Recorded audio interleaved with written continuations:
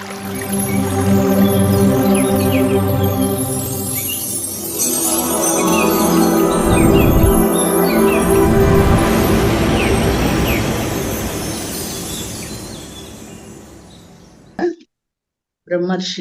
సుభాష్ పత్రిజీ గారి దంపతులకు, అలాగే నాకు జన్మనిచ్చిన తల్లిదండ్రులకు, నాకు ఇంతటి జ్ఞానాన్ని ఇచ్చిన మరి జీకే గారికి నా ఆత్మ ప్రణామాలండి.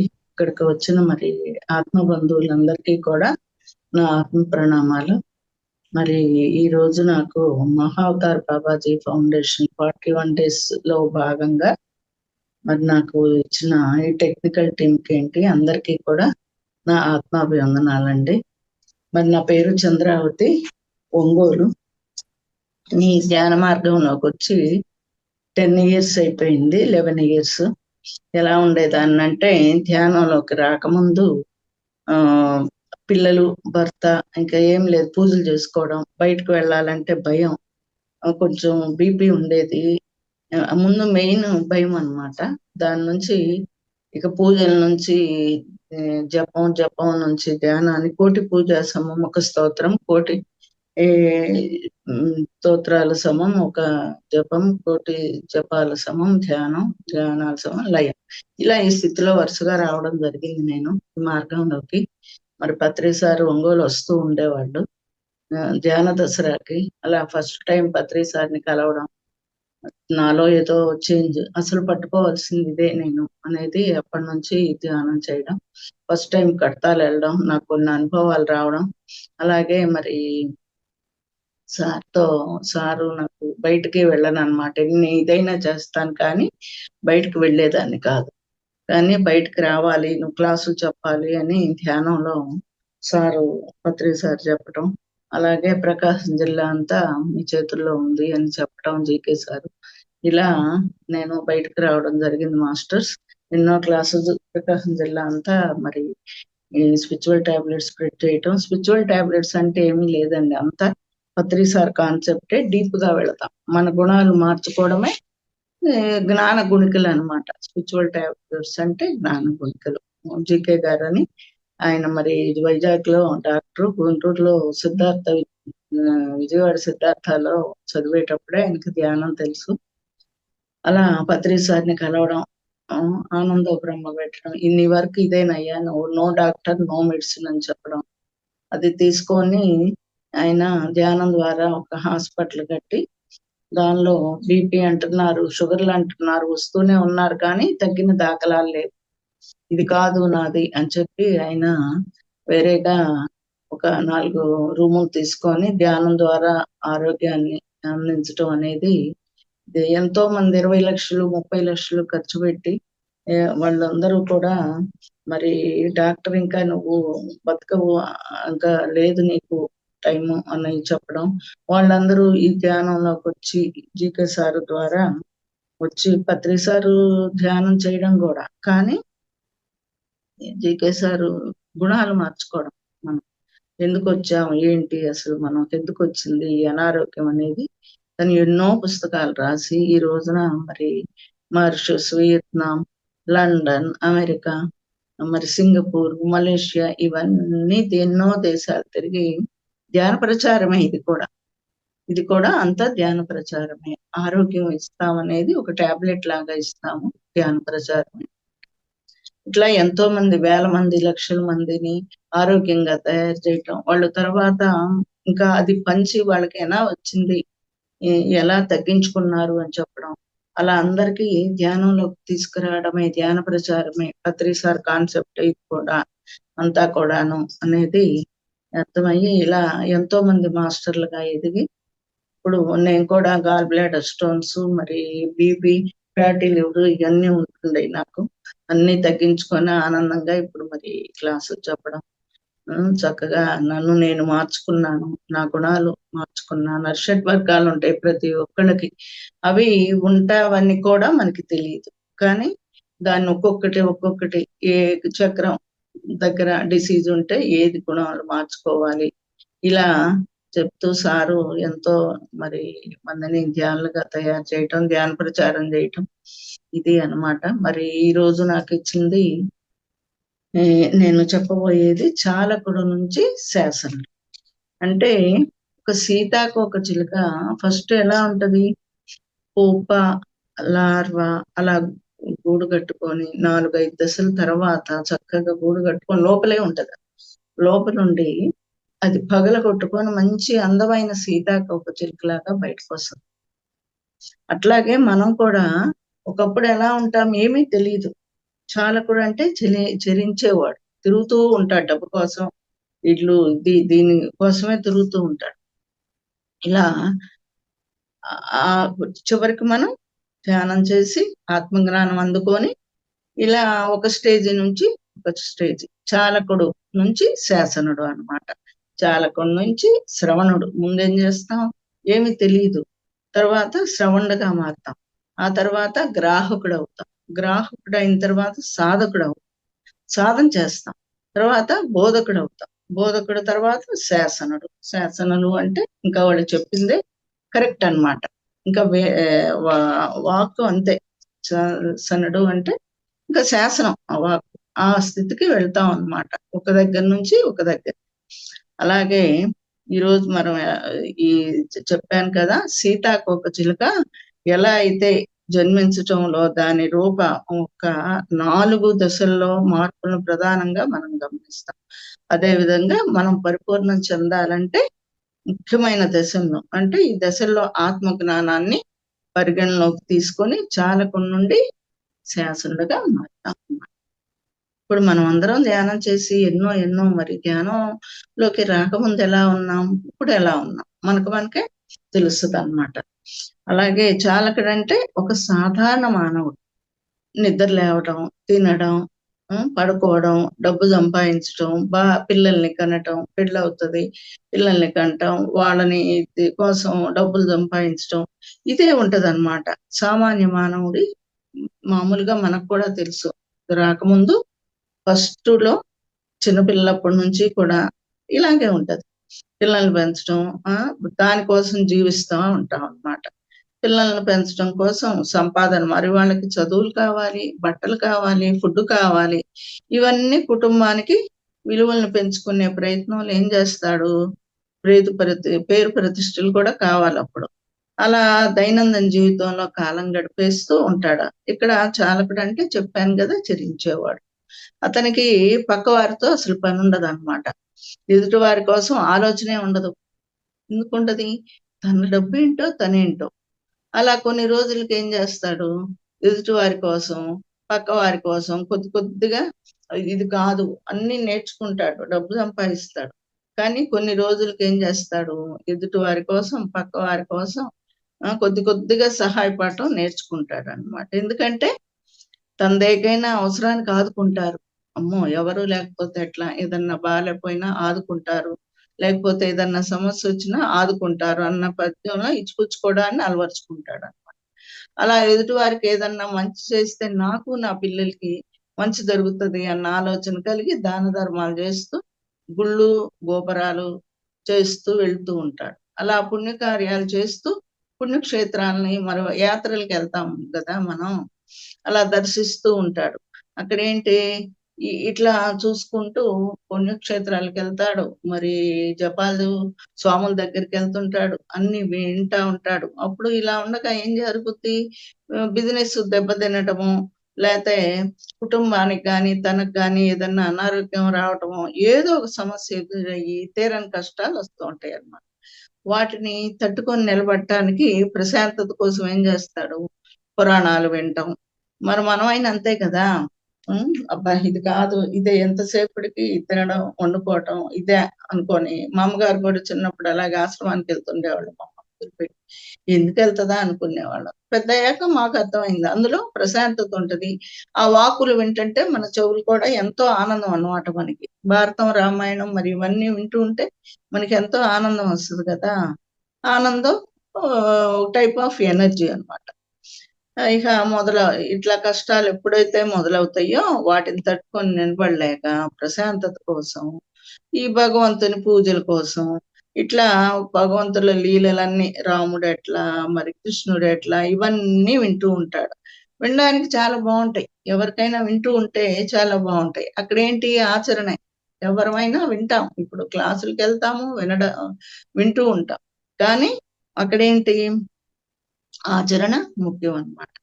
అలా భగవంతుని గురించి వింటాడు. వినడానికి ఏమో మనసుకు ప్రశాంతతతో ఎంతో బావుంటాయన్నమాట. ఆ! ఇలా శ్రవణం అలవరుచుకున్న తర్వాత శ్రవణం వింటాం గదా! అలవరుచుకున్న తర్వాత గత జన్మల సంస్కారం వల్ల వారిలో అంటే ఆత్మపరంగా వింటున్న తర్వాత ఏంటి దేనికి ఆనందం మనకి ఆత్మకు ఆనందం. ఇది సహజంగా ఎటువంటి కష్టము రాకుండానే ఆత్మ గురించి తెలుసుకోవాలనే తపన కలిగిద్దనమాట. కానీ ఇప్పుడు మనం ఉన్న పరిస్థితుల్లో ఇది చాలా కష్టం ఆత్మజ్ఞానం తెలుసుకోవాలంటే. ప్రధానంగా కష్టాల నుంచి బయటపడే మార్గం మాత్రమే శ్రౌండ్‌గా మారటం వరకు మనం గమనిస్తాం. అప్పుడు ఈ చాలకుడి నుంచి ఏమవుతాడు? శ్రవణుడవుతాడు. శ్రవణుడయ్యి ఈ ఈ సతులు, సుతులు మాయ, సంసారం మాయ, తాను మాయ ఇవన్నీ తెలుసుకుంటాడు. ఇదంతా మాయే. ఇవన్నీ నిన్ను కట్టిపడేసే బంధాలు. ఆ!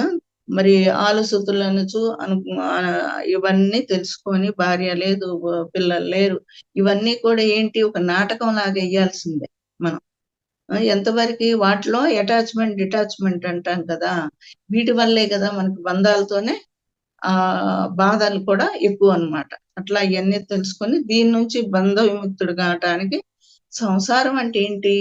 తామరాకు మీద నీటి బొట్టులా ఉండాలి. అందులోకి వెళ్ళామంటే ఉండాలి. పిల్లల్ని ప్రేమగా చూసుకోవాలి, చదివించుకోవాలి, అన్నీ చెయ్యాలి. ప్రేమ కూడా ఉంటుంది. ప్రేమ అదే మెయిన్ బంధం. కానీ అది లేకపోతే నేను లేను అనే స్థితి మాత్రం రాకూడదు. ఏం పట్టుకెళ్ళం మనం. వచ్చేటప్పుడు ఏం తీసుకొచ్చాం? ఎళ్ళేటప్పుడు ఏం పట్టుకెళ్ళం. ఇట్లా విషయాలు వింటూ ఉంటాడనమాట. అంటే స్టోరీస్ అన్నీ వింటూ ఉంటాడు. అనేక మంది ధ్యానానుభవాలు. ఇప్పుడు మనం ధ్యానానుభవాలు అయితే ఒక రోజు, 2 రోజులు పడతాయి మనకొచ్చే ధ్యానానుభవాలు. అట్లా ధ్యానానుభవాలు వింటాం.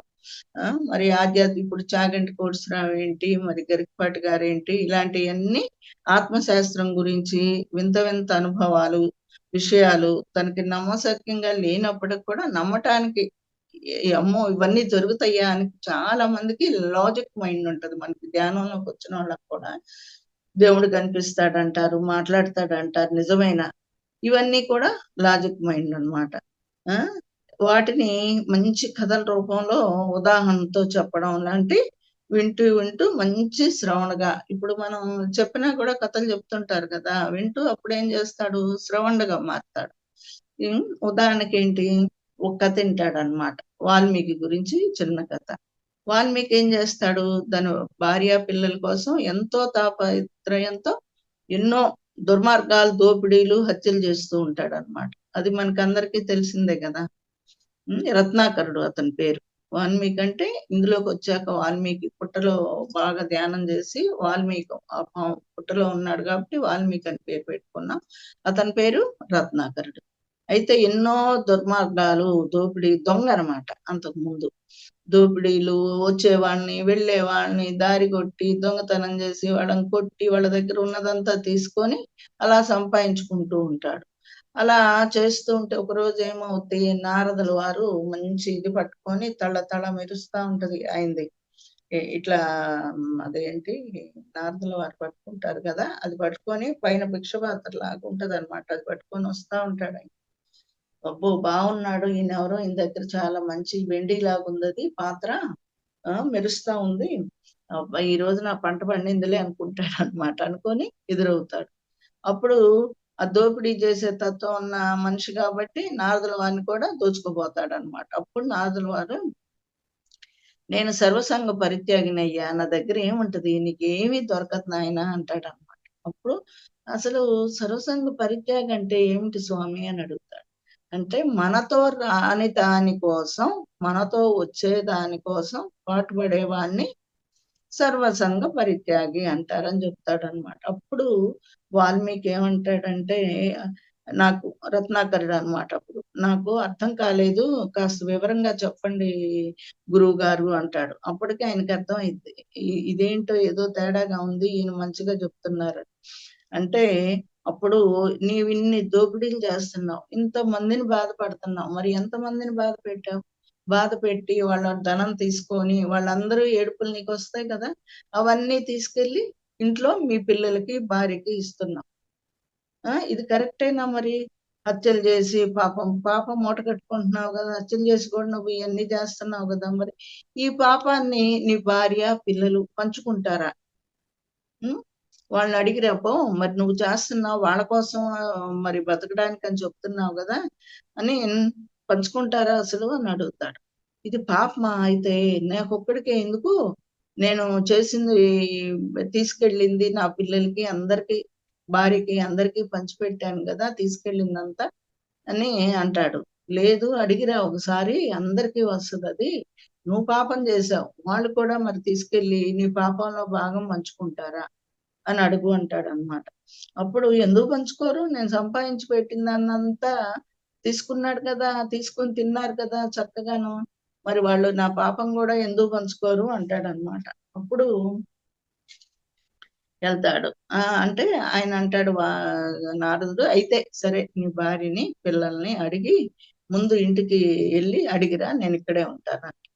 అప్పుడు వాల్మీకి ఇంటికెళ్ళగానే ఎంతో ప్రేమతో తన భార్య ఎదురొచ్చి అతనికి కావాల్సిన ఏర్పాట్లను చూసి ఆనందంగా ఆ! వస్తాడు. వస్తదనమాట ఎదురు. అయ్యో! కష్టపడి దొంగతనం చేసి ఏం తీసుకొచ్చాడా ఈరోజు ఇంకా అని అనుకుంటూ బాగా ఎదురొయ్యి అడుగుతా మర్యాదలు చేస్తది. అయితే నేను నేనొకటి అడుగుతాను చెప్తావా అంటాడు భార్యని. ఏంటండి అడగండి అని అంటది.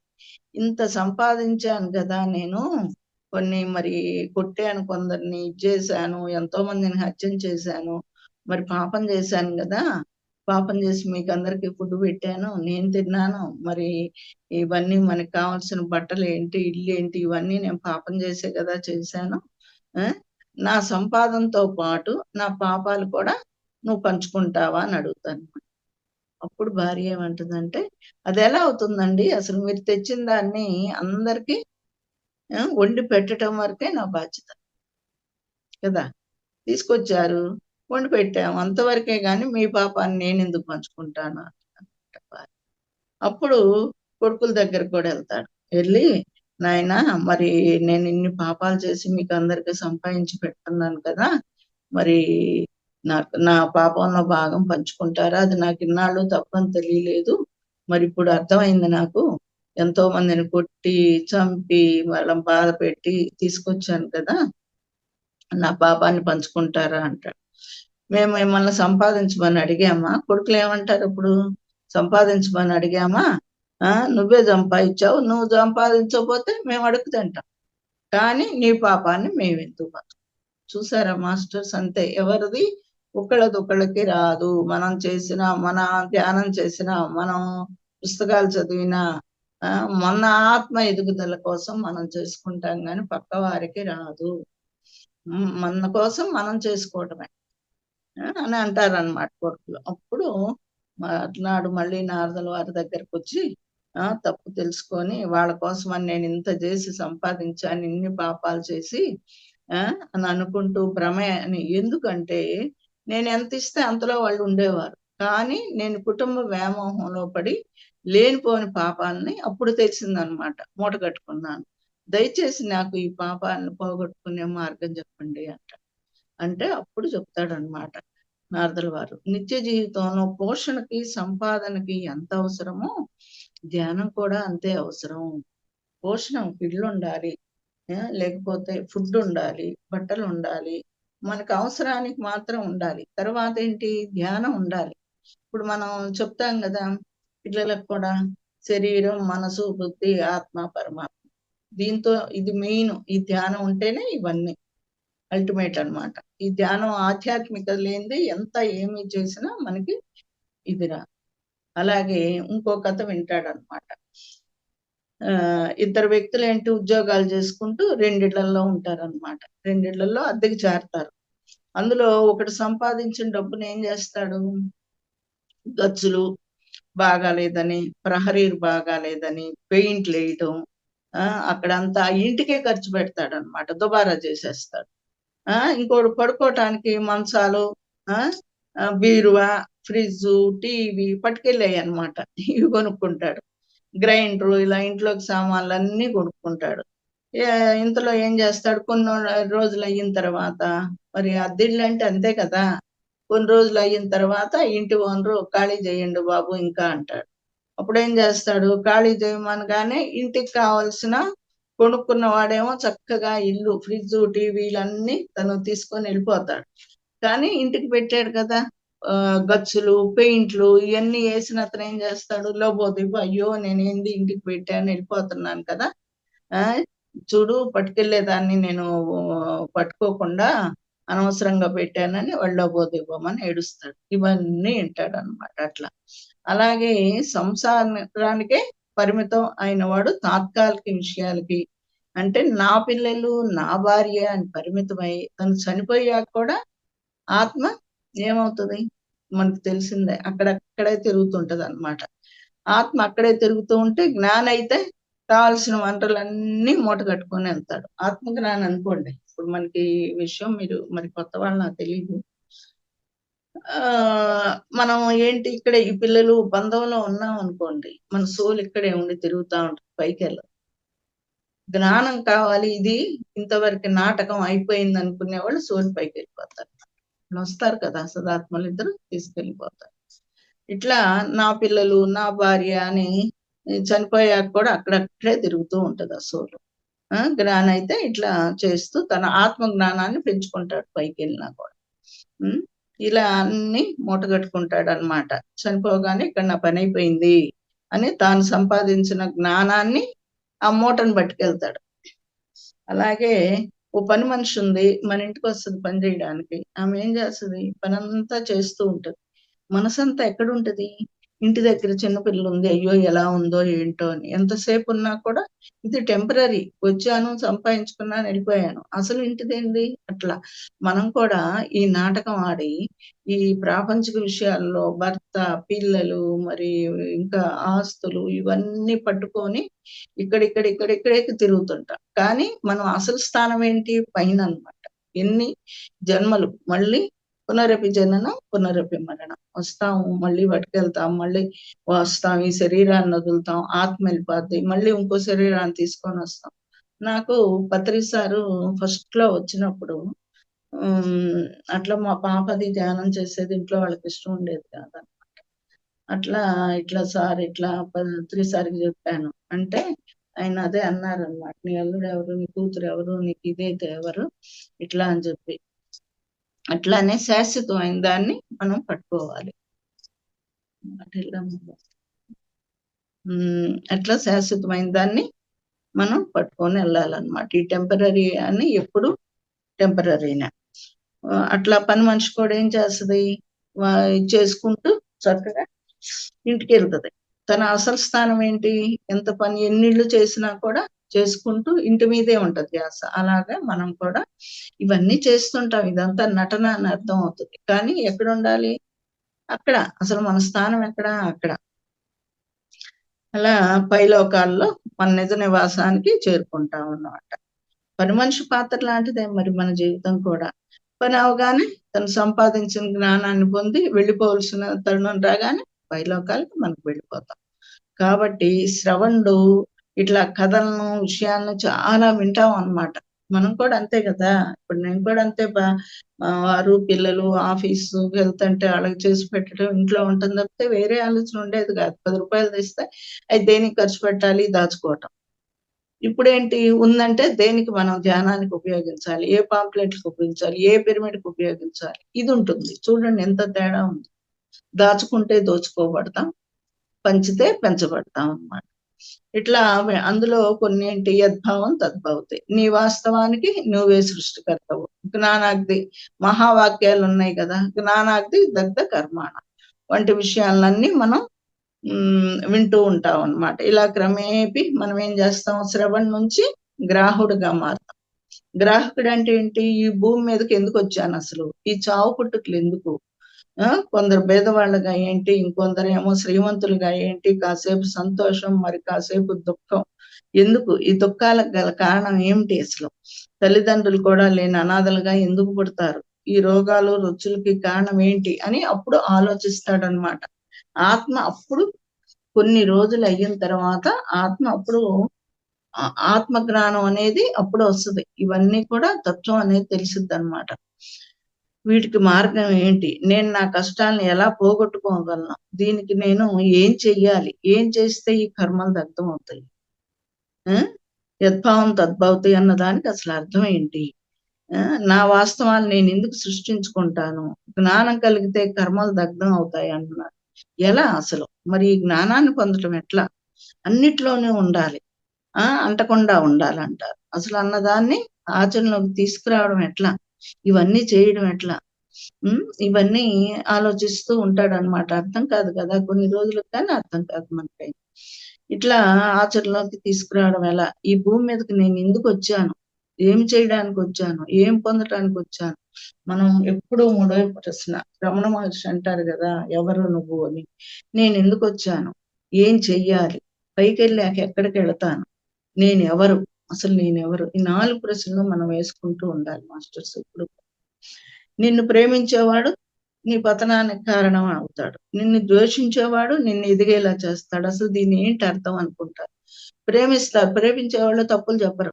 ద్వేషించేవాళ్ళు గదా! నువ్విలా అన్నప్పుడే మనకి ఆ తప్పు తెలుస్తదనమాట. అందుకని ద్వేషించేవాడే నన్ను ఎదిగేలా చేస్తాడనమాట. ఇట్లా దీని అర్థం ఏంటి? ప్రేమించేవాడు ఎదగకుండా చేయడం ఏంటి? ద్వేషించేవారు ఎదిగేలా చేయడం ఏంటి? ఎన్నెన్నో విషయాలు ఆలోచిస్తూ ఉంటాం గ్రహించాక. ఇవన్నీ గుర్తుకొస్తుంటాయన్నమాట. అప్పుడు ఒక ఘట్టం గుర్తొస్తది. రాముడిని కైకేయి ఎంతో ప్రేమగా తల్లి దగ్గర కన్నా కూడా కైకేయి దగ్గర చాలా ప్రేమగా పెరిగాడన్నమాట. అప్పుడు అసలు రాముడికి కష్టం తెలీదు యాక్చువల్‌గాను. అంత ప్రేమగా పెంచుతారు. ఆ! బాధ అంటే తెలీదు. ఒకరోజు ఉన్నట్టుండి రాముడికి కష్టం అంటే ఏంటసలు? వైరాగ్యం ఎలా వస్తుంది? అనే ప్రశ్న వస్తదనమాట. వచ్చినప్పుడు ఏమైద్ది? మాయ మందర రూపంలో వచ్చేసింది. వచ్చి కైకేయికి మాటలు చెప్పి రాముడిని అడవికి పంపింది. అంటే మాయ ఏదో ఒక ఆలోచన మనకొచ్చినప్పుడు కైకేయి ఏమి మనం అనుకుంటాం. ఇట్లా అడవులకు పంపించిందని. కానీ అక్కడేంటి రాముడు రాక్షస సంహారం చేయాలి. అడవులకెళ్ళాలి. ప్రకృతిలో గడపాలి. సీత కూడా ప్రకృతిలో గడపాలనే గదా ఇష్టం మనం చెప్పుకునేది. అది జరగడానికి కైకేయి ఒక కారణం. అంతేగాని దానికి మనం ఏదో కైకేయి అలా బాధ పెట్టిందని ఈ సినిమాలు చూసి ఇవి మనం అనుకుంటాం. కానీ రాముడు ఆత్మజ్ఞానం కోసమే అలా ఆలోచించాడు. అలా మందర రూపంలో, కైకేయి రూపంలో అడవులకెళ్ళాడనమాట. ఇట్లా దీని వెనక అసలు రాముడు వైరాగ్యం అనే జ్ఞానాన్ని పెంచుకోవాలనమాట. వైరాగ్యం అంటే ఏంటసలు? అనేది పొందగోరాడు. దీనికి మీ సహాయం అందించమని కైకేయిని అడుగుతాడనమాట. రాముడిని ఎంతో ప్రేమతో పెంచింది గదా మరి. కైకేయికి రాముడు కోరిక తీర్చే మేరకు తన్ను తాను కోల్పోయి ఒక విలన్ పాత్ర ధరించిందనమాట. చేసి రాముడిని కోసం త్యాగం చేస్తుంది. ఆ విలన్ పాత్ర తన మీదేసుకొని రాముడి కోసం త్యాగం చేస్తాడు. ఇట్లా బాధలు లేకుంటే భవిష్యత్తు లేదు అన్నారు భగవాన్ ఓషో. అంతే కదా! బాధలు లేకపోతే చూడండి మనం కూడా ధ్యానంలోకొచ్చాక ఎన్నొస్తుంటాయో. కానీ ధ్యానంలోకి రాకముందు మనకి ఏమీ తెలీదు. వాటిని తట్టుకోలేము. ధ్యానంలోకొచ్చాక అన్నీ తట్టుకునే స్థితి వస్తదనమాట మనకి. ఎందుకొస్తది? ఇవన్నీ శాశ్వతం కాదు. ఈరోజు వచ్చింది రేపుండదు. ఇది వచ్చింది అంటే పోవడానికే అనేది అర్థమైద్దనమాట. ఇట్లా బాధలు లేకుంటే మనకి భవిష్యత్తు లేదు. మరి ఒక అనారోగ్యం వచ్చిందంటే దాని నుంచి మనం ఒక జ్ఞానం తెలుసుకోవడానికే అనారోగ్యం వచ్చిందనమాట. ఇట్లా ఒక ప్రణాళిక వేసుకొని ఈ భూమి మీదకి మనం వచ్చాం. అన్న విషయం అర్థం చేసుకోవడం ఎట్లా? ఇవన్నీ తెలియాలంటే నాకు కొంత ధ్యాన సాధన కావాలి. నాకు కొంత ధ్యానం చేస్తేనే కదా మరి ఇవన్నీ తెలుసుకోగలుగుతానని చెప్పి అనుభవాలు పొందామంటే మూల చైతన్యం ఏదైతే ఉందో దాంతో నేను మమకారం కలిగినప్పుడు ఇవన్నీ నాకు అర్థమవుతాయి. అప్పుడు దాకా అర్థం కాదు. ఇలా క్రమేపీ విషయాన్ని గ్రహించి ఏమవుతాడు తర్వాత? సాధకుడవుతాడు. సాధన చేస్తాడనమాట. ధ్యానం వల్ల ఇవన్నీ వస్తాయని సాధన చేసి నిరంతరం సాధన మొదలుపెడతాడు. సాధన అంటే ధ్యాన సాధన. మరి ముందు మనం ఆత్మ ముడుచుకొని ఉంటదంట. ధ్యానం చేయగా చేయగా చేయగా పువ్వులాగా విచ్చుకుంటది అనమాట. ఆత్మకి ఏం కావాలి? ధ్యానం అనే. శరీరానికి భోజనం అవసరమైతే మన ఆత్మకి ధ్యానం కోరుకుంటుంటది ఎప్పుడూ కూడా. ఇట్లా సాధన చేస్తాడు త్వరగా పనులు. నేను కూడా ఫస్ట్ లో వచ్చినప్పుడు త్వరగా పనులు చేసుకోవడం, కూర్చోవడం, త్వరగా పనులు చేసుకోవడం, ధ్యానానికి ఎప్పుడెప్పుడు కూర్చుందామా ఎప్పుడెప్పుడు కూర్చుందామా అని ఉండేది. ఎవరన్నా మాస్టర్స్ వస్తే వండి పెట్టడం, మరి ఇదే ఉండేదన్నమాట. ఇంకా వేరే ఆలోచన ఉండేది కాదు. మా వాళ్ళందరూ దీనికి పిచ్చి పట్టింది, ఈ ధ్యానం అంటది, ఆ వండి పెట్టడం ఏంటి, ఆ ఇది చేసుకోవటం ఏంటి అంటారు. అంటే బయట వాళ్ళు మన్ని ఎంతగా విమర్శిస్తారో మనం అంతగా ఎదుగుతాం. అంటే ఆ స్థితికి వెళ్ళాలనిపిస్తుంది మనకప్పుడు. పుస్తకాలు చదవటం, మరి ఎక్కడ ధ్యానం గురించి విన్నారో అక్కడికి వెళ్తాం, పరిగెత్తాం. శ్లోకాలు, పద్యాలు, మరి ఇలా ఒక్కొక్కటి అంత జ్ఞానం తెలుసుకుంటాం అన్నమాట. ఎలా అయితే ఇప్పుడు మనం మత్తుపానీయాలకి బానిస అవుతామో, పడి మత్తులో లోకం ఏమవుతుందో తెలియదు కదా, పక్కన ఏం జరుగుతుందో కూడా తెలియదు వాళ్ళకి. అలా ధ్యానానికి సంబంధించిన విషయాలు తప్ప అతనికి ఏమీ రాదు. మరి మా దానిలో ఆల్కహాలిక్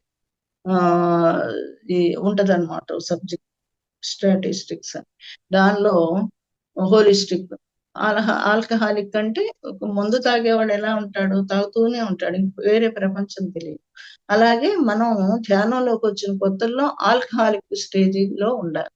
అంటే ఈ ధ్యానము, ఈ సత్సంగము, పుస్తకాలు చదవటం తప్పితే ఫస్ట్ లో వచ్చిన కొత్తల్లో మనం సాధన ఎంత ఎక్కువ చేస్తే, ఇప్పుడు ఒక ట్యాంక్ కనుక నీళ్లు ఫుల్లుగా నింపితే తర్వాత కొంచెం ఖాళీ అవగానే మళ్ళీ నింపుతూ ఉంటాం. అలాగే ధ్యాన సాధనలోకి వచ్చిన కొత్తల్లో ఫుల్లుగా ఎక్కువ 5-6 గంటలు, 7 గంటలు, 8 గంటలు, 24 గంటలు చేసిన వాళ్ళు ఎంతో మంది ఉన్నారు. అలా నింపుకున్నాం అనుకోండి, ఆ శక్తి ఉంటది. తర్వాత ఈ ఆల్కహాలిక్ స్టేజీ నుంచి ఏం చేస్తాం? హోలిస్టిక్, మధ్య మార్గం. ఇంకా మళ్ళీ సంసారం, 1 గంట ధ్యానం చేయటం, 1 గంట బుక్స్ చదవటం. అంతకుముందు లాగా కాకుండా కొంత మార్చుకొని, మధ్య మార్గం కదా మనది. ఇది ఉండాలి, అది ఉండాలి. ఫస్ట్ లో అలా చేయాలన్నమాట. అట్లా వచ్చాక ఈ మధ్య మార్గంలోకి వస్తాం అన్నమాట. ఎలా అయితే ఇప్పుడు చెప్పుకున్నాం కదా, మత్తుపానీయాలు ఇవన్నీ ఎట్లా ఉంటదో అలా ధ్యాన సాధన చేసుకోవాలి మనం. ఫస్ట్ వచ్చినప్పుడు అలా చేస్తే మన అనారోగ్యాలు తగ్గుతాయి, ఆత్మజ్ఞానం పెరుగుతుంది. ఇట్లా ధ్యానంలో సూక్ష్మ శరీరయానాలు జరుగుతాయి. మరి గత జన్మన అనుభవాలు తెలుసుకుంటాం. తాను చేయవలసింది ఏంటి, ఏం చేయకూడదు, ఏం చెయ్యాలి అన్న విషయాల మీద మనకి ఒక అవగాహన వస్తుంది అన్నమాట. విశ్వశక్తిని పొందుతాం. ఒంట్లో నొప్పులు, ఒత్తిడి, టెన్షన్లు లాంటివి తగ్గించుకోవటం, ఇలా అనేక మనకి అందరికీ అనుభవం. ధ్యానం చేస్తే నొప్పులు వస్తాయి. ఏంటి, ఆ నొప్పులు పోతూ ఉంటేనే ధ్యానం చేస్తే నొప్పులు వస్తున్నాయని ఆపకూడదు ఎట్టి పరిస్థితుల్లో. ఎంత నొప్పులు ఉంటే అలాగే కూర్చుంటే అది హీల్ అయ్యిద్ది అనమాట బాడీ. అదొకటి తెలుసుకోవాలి. ఇలా అనేక అనుభవాల్ని పొందుతూ ఉంటాడు అనమాట. మార్కండేయుడు ఆయుష్ని పెంచుకున్నాడు కదా. ప్రత్యక్ష అనుభవంతో పొందిన అనుభవం లాంటి వాటి కొల్లలుగా ఉంటాయి. అయితే మాంసపిండం మంత్రపిండంగా మారిపోతుంది అనమాట, చెయ్యగా చెయ్యగా. ఇప్పుడు ధ్యానంలో ఎన్నో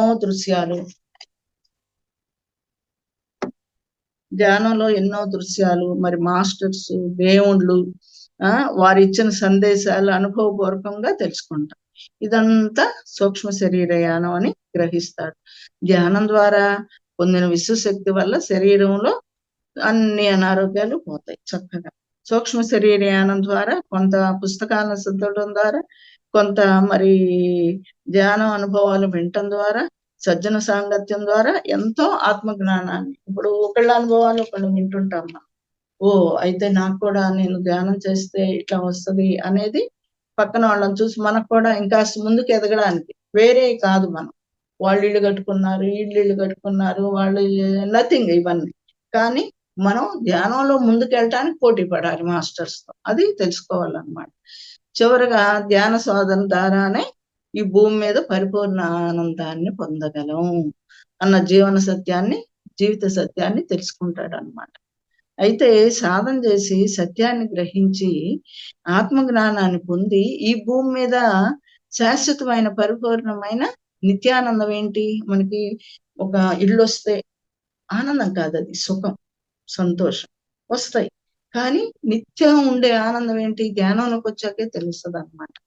ఈ జన్మలో ఎలా ఉండగాలి, ఎలా ఉండకూడదు, మరి ఏం తినాలి, ఏం తినకూడదు, ఏం మాట్లాడాలి, ఎలా మాట్లాడకూడదు, ఎలా ఆలోచించాలి, ఎలా ఆలోచించకూడదు, ఇలా ఎంతో ఎంతో జ్ఞానాన్ని పొందుతాం అనమాట. నా దుఃఖానికి నేనే కారణం.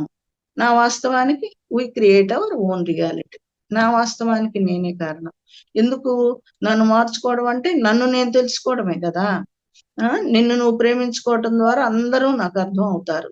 మరి అన్న జ్ఞానాన్ని పొంది ఆ అనుభవాన్ని పంచుకునే ప్రయత్నంగా బోధించడం మొదలుపెడతాడు. చేస్తాడు. శ్రవణుడుగా ఉంటాడు. ఏం చేశాడు? చాలకుడయ్యాడు. గ్రాహకుడయ్యాడు. సాధకుడయ్యాడు. ఇప్పుడేం చేస్తాడు? సాధకుడు అయిన తర్వాత ఇయన్నీ తెలుసుకొని బోధన స్థాయిలో బోధకుడవుతాడు. నాకు కూడా ఫస్ట్‌లో బోధన చెయ్యాలంటే భయం. బయటికెళ్ళేదాన్ని కాదు. అన్నీ భయం అన్నమాట. అప్పుడు తటవర్తి వారు వాళ్ళ క్లాసులకు కూడా వెళ్ళాం 6 నెలలు. వెళ్ళిన తర్వాత నాకు విజన్ ఏంటంటే ధ్యానంలో వాళ్ళ పక్కన కూర్చొని క్లాసులు చెప్తున్నా. మళ్ళీ పత్రి సార్ వచ్చి ఒకసారి మేడం మేడం మీ ఇంటికొస్తున్నానని చెప్పి టీ పెట్టి కప్పుల్లో గరిటెతో పోసి ఇవ్వండన్నారు. ఇదేంటి గరిటెతో పోయమంటారు? మనం గ్లాస్‌తో అట్లా పోసేస్తాం గదా! అనుకున్నా. అంటే మీరు పంచాలి అని చెప్పడం. మా గురువులు మనకి మార్గనిర్దేశం చేస్తారు ధ్యానంలో. మనం ఏం చెయ్యాలి అనేది మనకి వాళ్ళు చెప్తుంటారు. కానీ మనం ఈ కళల్లో గాని, ధ్యానానుభవాల్లో గాని గమనించుకోవాలన్నమాట. అర్థమవుతుంటాయి. అలా బోధకుడు అట్లా బోధకుడి స్థాయిలోకొచ్చానన్నమాట నేను. జీకే సార్ కూడా మరి నీది ప్రకాశం జిల్లా అంతా మీ చేతుల్లో ఉంది అని జెప్పారు. అమ్మో! ఇంతమందా? నా చేతుల్లో నేనేం బయటికెళ్తాననుకున్నాను. కానీ ఒక అడుగు ముందుకేస్తే 10 అడుగులు మాస్టర్స్ చేయిస్తారు మనని అనేది అర్థమైపోయింది. అదే ఆనందంతో పాటు అందరూ పొందాలని తపనతో ఏం చేస్తాం, అందరికీ తాను పొందిన జ్ఞానాన్ని ఇప్పుడు నేను తెలుసుకున్న జ్ఞానాన్ని పంచాలి అందరికి. ధ్యాన ప్రచారం చేస్తూ ధ్యాన స్థితిలో ఎలా అయితే విశ్వశక్తిని పొందుతామో ఎక్కువ శక్తిని పొంది మరిన్ని అనుభవాల్ని పొందుతూ ఉంటాడన్నమాట. పంచే కొద్దీ మనం ఇప్పుడు ఏ వచ్చింది, ఏ చెప్తూ ఉంటాం, బి వస్తది. బి వస్తే ఆ నేచర్ ఇస్తది. మనం చెప్తుంది కాదిక్కడ. ఆ నేచర్ ఇస్తూ ఉంటదన్నమాట మనకి. ఏం చెప్తున్నావు? నేను కూడా క్లాసులకెళ్తే ఒక సబ్జెక్టు చెప్దామని ఎళ్తే, అక్కడ మనుషుల్ని పెట్టి వాళ్ళ దీన్ని బట్టి వచ్చేదనమాట. చెప్పే సబ్జెక్ట్ కూడా అలా వస్తది.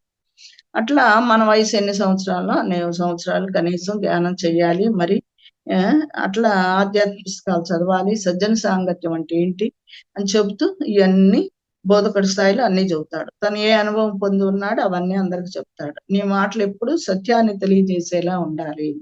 అసత్య వాక్కులు పలకరాదు అన్న విషయాన్ని ఎలుగెత్తి చాటుతాడనమాట.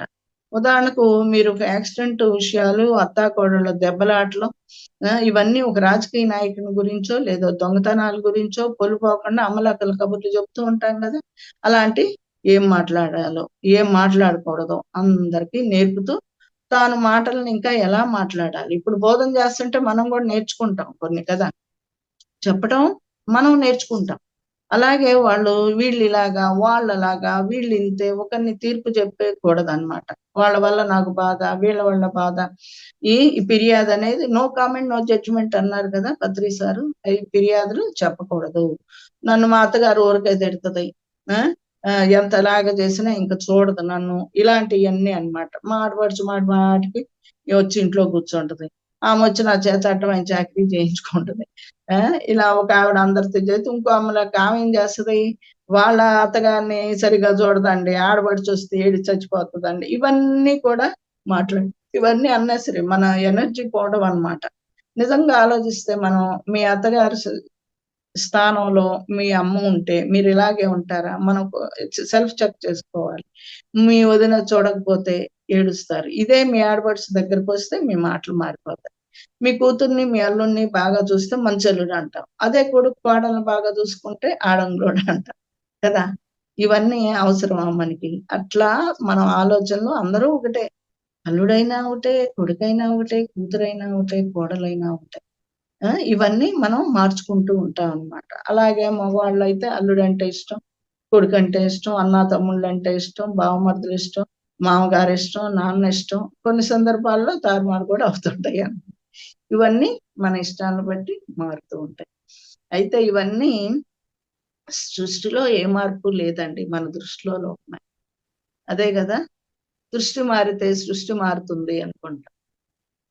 ఇట్లా సత్యం తెలియజేసి తన తప్పుల్ని తాను సరిదిద్దుకుంటాడనమాట. ఆహార విషయంలో ఎలా తినాలి, మరి ఏం తినకూడదు, ఏమి ఆలోచించాలి, ఏం ఆలోచించకూడదు అన్న విషయాలు చెప్పు తనకు తాను తెలుసుకుంటాడు. మనం నేర్చుకునేదే. ఆహారం కూడా మరి ఫస్ట్ మనం లిండా గుడ్మెన్ అని ఆయన చెప్తాడు కదా, ఆహారం ఎలా ముందు మాంసాహారం నుండి ఎక్కడికి శాకాహారం, శాకాహారం నుంచి ఫలాహారం అంటే మితాహారం, మితాహారం నుంచి శ్వాసాహారం, ఇలా ఒక స్టేజీని ఉండే. మరి మా దానిలో కాకినాడ సుధా మేడం అని ఉన్నారు, ఆమె 9 సంవత్సరాల నుంచి ఫుడ్డే లేదు, ఓన్లీ శ్వాసతో ఉంటున్నారు. అలా 10,000 మంది ఉన్నారు, చాలా మంది ఉన్నారు. అట్లా అట్లా ఇచ్చేస్తాడనమాట. వచ్చి బోధన ద్వారా నేర్చుకోవటం, బోధన చేస్తూ ఉంటాడండి. తర్వాత ఏం చేస్తాడు, శాసనుడు.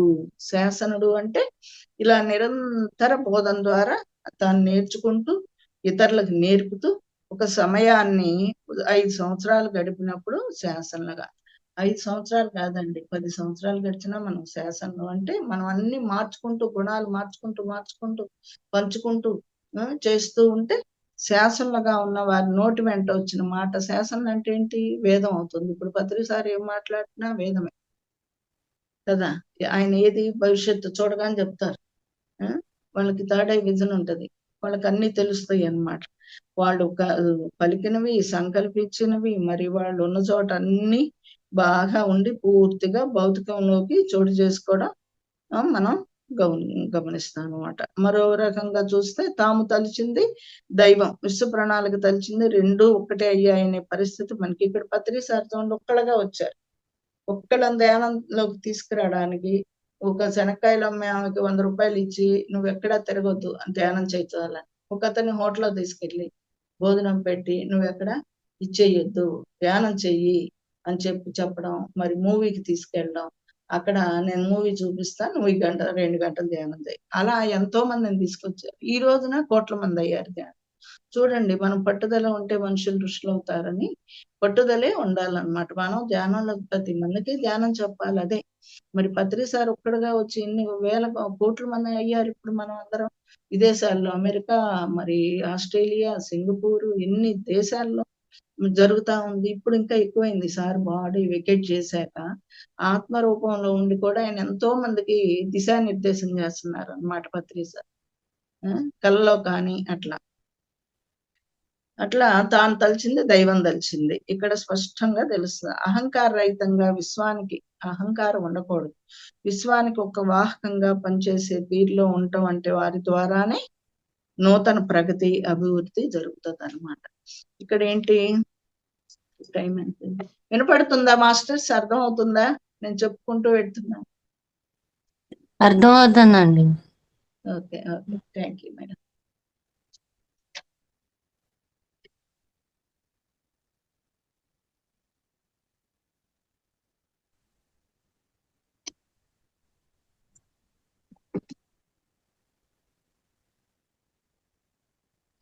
అలా ఇంతవరకు ఈ భూమిని సంస్కరించే ప్రయత్నంలో సఫలీకృతమైన మహానుభావులు మరి కొన్ని శాసనాలను మనం గమనిస్తే వారు చెప్పిన విషయాలు అప్పటికప్పుడు చాలా విడ్డూరంగా, చోద్యంగా అనిపించిన కొన్నాళ్ళకి అదే పరమ సత్యంగా మనం గమనించాం. బుద్ధుడిగా అహింస పరమో ధర్మ, మన వాస్తవానికి మనమే సృష్టికర్తను అన్నారు సేత్.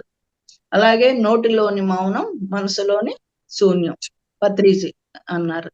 అలాగే నువ్వు ఏది కావాలనుకుంటున్నావో అది ముందు ఇతరులకు చెయ్యి. నువ్వు ఏది కావాలనుకుంటున్నావు అది ముందు ఇతరులకు చెయ్యి. నాకు భోజనాలు వండటం పెట్టడం ఆనంద బ్రహ్మ చేస్తే ఇక్కడ రోజుకి 1000 మంది వైజాగ్ మాస్టర్స్ అందరూ మన ఇంట్లో ఉన్నారు. 2-3 నెలలు అందరం కలిసి వండుకు తినడం.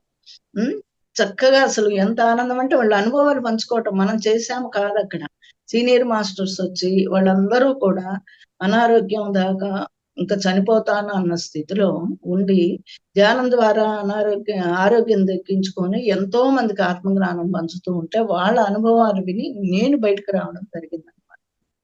2-3 నెలలు 20 మంది మాస్టర్స్ తో రావడం, నేను అందరం కలిసి వండుకు తినడం, ఆహారం ఏముంది, అది కాదు. వాళ్ళ దగ్గర నేర్చుకోవడం. ఇవన్నీ కూడా ఎంతో అద్భుతంగా మరి మనం వినాలి అందరియి. ఉంటే వాళ్ళ అనుభవాలు ఉంటేనే మనకు అర్థమవుతాం. అమ్మో! మనం కూడా ఇలా ఉండాలి. మనం కూడా పంచితే పెంచబడుతది అనేది అర్థమవుతుందనమాట. అది మాత్రం చాలా విషయాల్లో ఎన్నో ఒక్కొక్కళ్ళకి అనుభవాలు. నాకు ఎన్నో విషయాలనమాట. భోజనం ఎక్కడికెళ్ళినా స్వీట్ అంటే ఏంటి? మాధుర్యం. స్వీట్ లేకుండా భోజనం ఉండేది కాదు. ఎక్కడికెళ్ళినా ఆ మూ నాకు స్వీట్ ఇష్టం. ఎవ్వరు ఎప్పుడొచ్చినా మాస్టర్‌లకి పెట్టడానికే ఇంట్లో స్వీట్ ఉండేది. ఎలా ఉండేదో తెలీదు. బట్టలు దానం. బట్టలొచ్చేయి. అంటే మనం కావాలని చేయకూడదు. మనం ఎప్పుడైతే మనస్ఫూర్తిగా చేస్తామో, ఆశించి ఏమీ చేయకూడదు. అది. ఏదిస్తే అదొస్తది తప్పకుండా. అట్లా కొన్నాళ్ళకి ఈ సత్యాలన్నమాట. అహింసా పరమో ధర్మ అన్నాడు బుద్ధుడు. మరి మనం వాస్తవానికి మనమే సృష్టికర్తలం. సేత్ అన్నారు. నోట్లో మౌనం, మనసులో శూన్యం. దాని పేరే ధ్యానం. పత్రిజీ అన్నారు. నువ్వు ఏది కావాలనుకుంటున్నావు? అది ముందు నువ్వు ఇతరులకి ఇవ్వు. మనం ఏది కావాలా డబ్బుంది, పెన్షన్ వస్తది మనకి. ఇప్పుడు వెనక ఏం చేస్తాము? ధ్యానంలోకి రాకముందు దాచిపెట్టి అది ఇంకా పెరగదు. అట్లాగే దాచుకునేవాళ్ళం. ఇప్పుడేమవుతది ధ్యానంలోకొచ్చాక ఈ పాంప్లెంట్‌కిద్దామా? ఈ అన్నదానానికిద్దామా? ఈ పిరమిడ్‌లకిద్దామా? ఆ! ఈ చైర్స్ కొందామా అక్కడ సెంటర్‌లో? కేర్ సెంటర్‌లో. ఇట్లా ఆలోచనలు మనం ఒక చీర కొనుక్కోపోయినా పర్లేదు. ఈ నెలలో ఇచ్చేద్దాము అనే ఆలోచన పూర్తిగా వచ్చేస్తదనమాట. అట్లా అన్నమాట. అలాగే శ్రీకృష్ణుడు చూడండి జ్ఞానాగ్నిదగ్ధ కర్మాణం. మనం జ్ఞానం తీసుకుంటే మన కర్మలన్నీ దగ్ధం అవుతాయి. ఆయన మరి శ్రీకృష్ణుడు వచ్చారు. ఎన్ని యుగాల నాడు వచ్చారాయన? ఆయన భగవద్గీత అందించెళ్లారు. ఆయన ఏమన్నా ఉన్నప్పుడు ఆస్తులు, బిల్డింగ్‌లు కొనుక్కున్నారా? ఎన్ని యుగాల నుండి ఆయన ఇచ్చిన భగవద్గీత మనం నేర్చుకుంటూనే ఉన్నాం. అలాగే జీసస్ బైబిల్ ఇచ్చారు. అది ఎంతమందికి ఆదర్శంగా జరుగుతుంది. అలాగే మహమ్మద్ ప్రవక్త ఖురాన్ ఇచ్చారు. అది యుగాల నుండి ఒక్కోళ్ళు ఒక్కో జ్ఞానం ఇస్తూనే ఉన్నారన్నమాట. అట్లా శాశ్వతమైన దాన్ని పట్టుకోవాలి మనం అని. ఇలా పై ఇవన్నీ అనేక సత్యాలు. ఒక మారు శాసన స్థాయికి చేరుకున్న తర్వాత వచ్చినాయి అన్నమాట ఇవన్నీ. ఈ స్థితిలో మంచి చెడులకి మనకసలు ధర్మం, అధర్మాలకు అతీతంగా ఉండే జ్ఞానం కోసం ఆత్మ సలిపే ప్రయాణమే ఈ జీవితం అన్నమాట. అన్ని పరమ సత్యాన్ని నిలబెట్టే దిశగా మరి ఈ ప్రవర్తన, నియమావళి, మరి బోధనలు, శాసనలు ఇవన్నీ కూడా జరుగుతూ ఉంటాయన్నమాట. ఈ శాసన స్థితిని చేరుకోవడం అంటే మనకి భూమి అనే పాఠశాలలో ఆత్మ చదువు పూర్తయి మరింత ఉన్నత పునఃపౌన్యాలకు మరింత ఉన్నత స్థాయికి వెళ్తామన్నమాట. పునఃపౌన్యాలకి చేరుకుంటుంది. ఇలా చాలకుడి నుండి శాసనుడు వరకు అన్ని ఆధ్యాత్మిక స్థితులను జ్ఞాన సముపార్జనతో దాటినప్పుడే మన స్థిరత్వం నుండి బయటపడి సంపూర్ణ ఆరోగ్యాన్ని పొంది మోక్షానికి మార్గం అవుతాము. ఆరోగ్యం ఉంటేనే కదా ధ్యానం చేసిన. మరి అనారోగ్యాలు ఉంటే కాళ్ళ నొప్పులు ఉన్నాయి కూర్చోలేము. జలుబు ఉంది, ఆయాసం ఉంది కూర్చోలేం కదా. ఆరోగ్యం వస్తే ఆనందంగా అన్ని చేసుకోగలుగుతాం. ఆరోగ్యమే మహాభాగ్యం అన్నారు. ఆరోగ్యం ధ్యాన సాధన ద్వారా ముందు మనం ఏం చేయాలి? ధ్యాన సాధన. గంటలు ధ్యానం ద్వారా తగ్గుతాయి. కానీ ఈ ధ్యానం చేసినా కూడా తగ్గట్లేదు. ఇప్పుడు మేము కౌన్సిలింగ్ కూడా చేస్తుంటాం అన్నమాట. తగ్గట్లేదు అంటే ఏంటి? బుద్ధి స్థాయిలో ఇక్కడ మార్చుకోవట్లేదు. నేనింతే అంటే అంతే. ఇప్పుడు కాళ్ళ నొప్పులు ఎక్కువ అందరికి వస్తున్నాయి. అంటే వాళ్ళు కాళ్ళు నొప్పులు వస్తున్నాయి అంటే ముందుకు అడుగెయ్యాలి. ఏస్తంటే ఏమవుద్ది? కాలు వంగాలి. వంగదు. ఎందుకు వంగదంటే మనం వంగట్లేదు ఎవ్వరికి. నేనింతే అని ఉంటున్నప్పుడు ఆ కాళ్ళు నొప్పి ప్రతి దానికి రీజన్ ఉంటది మాస్టర్స్. ప్రతి దానికి ఒక కారణం అంటూనే ఉంటాయి. ఈ అనారోగ్యాలు ఎందుకొస్తాయి? ఎలా తగ్గించుకోవాలి? మన ఆలోచనలు మార్చుకోవటమే. మన భావావేశాలను అదుపులో ఉంచుకోవటమే. అరిషడ్ వర్గాలు అలాగే కామ, క్రోధ, లోభ, మోహ, మదమాశ్చర్యాలు ఇవన్నీ మనకి నరక ద్వారాలు. మెయిన్ అవి ఒక్కొక్కటి మనం తగ్గించుకుంటాం. ఇవన్నీ నరక ద్వారాలే మనకి. ఎన్నో జన్మలకి హేతువులు అవుతాయి. ఆ అరిషడ్ వర్గాలు దాటడం అంటే మామూలు విషయం కాదు. ఒక జన్మలో కోరికలు, కామం అంటే కోరికలండి. ఒక కారు ఉంటది, ఒక ఇల్లు ఉంటది. చాలదు చాలదు ఇంకో ఇల్లు కావాలి, ఇంకా కార్లు కావాలి, ఇలా వెళ్తూ ఉంటది. ఆ కోరిక తీరకపోతే ఏమవుతది? క్రోధం అవుతది, కోపం వస్తది. కోపం వల్ల ఆయుష్ తగ్గిపోద్ది, బ్లడ్ తగ్గిపోద్ది, మనలో ఉన్న ఎనర్జీ అంతా పోతుంటదన్నమాట. ఈ 3 చక్రాల్లో ఏదో ఒక అనారోగ్యాలు కోపం వల్ల మానస్థితి పిచ్చయిపోతాడు. క్రోధాత్ భవతి సమ్మోహాస్ మన్మోహా స్మృతి విభ్రమః. స్మృతి బుద్ధి తప్పిపోద్దన్నమాట. అసలు విచక్షణ జ్ఞానం కోల్పోతాడు కోపం వచ్చినప్పుడు. ఏది మాట్లాడాలో కూడా తెలీదు కోపం. అవన్నీ ఆ కోపం క్రోధం వచ్చినప్పుడు ఏం చేస్తాం మేము అదే చెప్తుంటాం అన్నమాట. ఒక బాల్ తీసుకోండి, రెడ్ బాల్.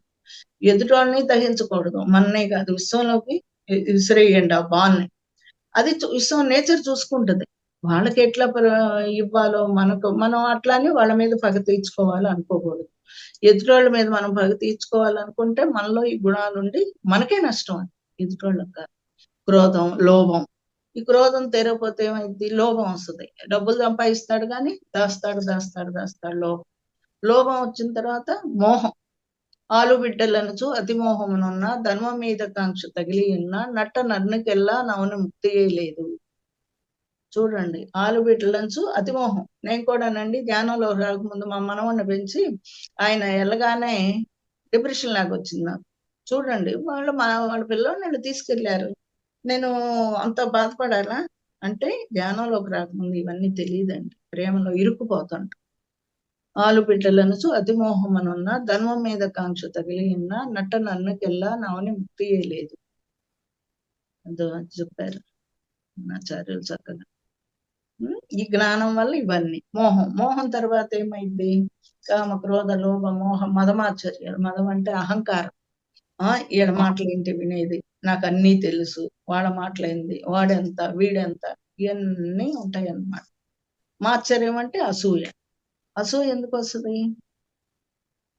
చూడండి, వాళ్ళ మీద ఇంకా 4 వేస్తారు. వాడు బాగా ఇల్లు కట్టుకున్నాడు అనుకోండి, వాడు కట్టాడు, అట్లా చేసి కట్టాడు, ఇట్లా చేసి. వాళ్ళు ఇది చేశారు అనుకోండి, ఇంకోళ్ళు వాడు అట్లా సంపాదించాడు, ఇట్లా సంపాదించాడు. అసూయ అన్నమాట. ఈ 6 నరక ద్వారాలు. కామ, క్రోధ, లోభ, మోహ, మదమాచర్యాలు. ఇలా ప్రతి ఒక్కటి కూడా మన చేతుల్లోనే ఉంటాయి మాస్టర్స్. మన గుణాలు మార్చుకోవడమే స్పిరిచువల్ టాబ్లెట్స్ అనేది. మరి పత్రి సార్ జ్ఞాన సాధన చెప్పారు, ఎన్నో చెప్పారు. జిగ్గే సార్కి, అయ్యా నువ్వు డాక్టర్ కదా, no medicine, no doctor, no medicine, నువ్వు తీసుకొని అందరికి పంచిది అని చెప్పడం మూలంగా మరి పత్రి సార్ జిగ్గే సార్ ఈ సబ్జెక్ట్ తీసుకోవడం జరిగింది. ఎంతో మంది ధ్యానంలోకి ఆరోగ్యం ద్వారా రావడం.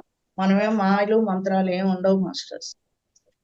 వాళ్ళకి చక్కగా ఏం చెప్తాం, ఈ క్లాసు వినండి, ఇన్ని గంటలు ధ్యానం చేయండి, ఈ బుక్ చదవండి. జ్ఞానం తెలుసుకోవాలి కదా. ధ్యానం గంటలు చేసిన వాళ్ళు ఎంతో మంది వస్తుంటారు నా దగ్గరికి, నాకు అనారోగ్యం తగ్గలేదని. ఎందుకు తగ్గలేదంటే వాళ్ళు గుణాలు మార్చుకోవట్లేదు అక్కడ. అసూయ, ద్వేషాలు ఇవన్నీ మార్చుకొని మనకి ఏమి అయితే ధ్యాన సాధన ద్వారా 50% తగ్గుతాయి. తర్వాత జ్ఞానం నేర్చుకోవటం ద్వారా 20% తగ్గుతాయి. మనం ఇలా పంచడం ద్వారా అహంకారం తగ్గించుకోవాలి. 80%, 90% తగ్గుతాయి. తర్వాత 10% ఉంటాయి, ఉండాలి కూడా. ఆ 10% మనకు అవసరమైన వరకు ఉపయోగించుకొని వెంటనే మామూలు అయిపోవాలి. ఆ కోపాన్ని లోపల పెట్టుకోకూడదు అన్నమాట, అరిషడ్ వర్గాన్ని. అప్పుడే ఇప్పుడు పత్రి సార్ చూడండి, కోప్పడతారు, కొట్టేవాళ్ళు కూడా ఒకప్పుడు, కానీ వెంటనే మామూలు అయిపోతారు. అంటే అక్కడ ఉన్న మూర్ఖత్వాన్ని తీసేస్తాం అనమాట. అలా చేసేవాళ్ళు అనమాట పత్రి సార్. ఆ కోపం 10% ఉండాలి, అది మనం లోపల మోసుకోకూడదు. మోసుకున్నామంటే మనకి ప్రాబ్లం. ఈ 3 చక్రాల్లో అనారోగ్యాలకి ఈ అరిషడ్ వర్గాలు చాలా మూలకారణం అవుతాయి. కొందరికి జన్మలు పడతాయి అంట ఇది దాటడానికి. కోపం ఒక జన్మ, అసూయ ఒక జన్మ, మరి అహంకారం ఒక జన్మ, లోభం ఒక జన్మ, ఎన్నో జన్మలు పడతాయి అంట. మన అదృష్టం ఏంటంటే పత్రి సార్ వచ్చి మనకి ధ్యానం నేర్పించడం, మనం ధ్యాన సాధన ద్వారా మరి పుస్తకాల ద్వారా జ్ఞానం నేర్చుకొని ఇవన్నీ తగ్గించుకుంటున్నాం. ఇంకా ఎదుటో వాళ్ళతో మాట్లాడే టైం కూడా ఉండదు మనకి చక్కగాను. మన పనులే మనకి సరిపోతున్నాయి. ఇది బుక్స్ చదువుకోవడం, క్లాసులకు వెళ్ళడం, వాళ్ళకి పంచడం, అక్కడ హెల్ప్ చేయడం, మరి మెసేజ్లు పెట్టడం, ఇవన్నీ మనకి 24 గంటలు సరిపోవడం లేదు ధ్యానంలోకి వచ్చిన తర్వాత. ఓకే మాస్టర్స్, మరి టైం అయినట్లుందిగా madam. Okay, thank you madam.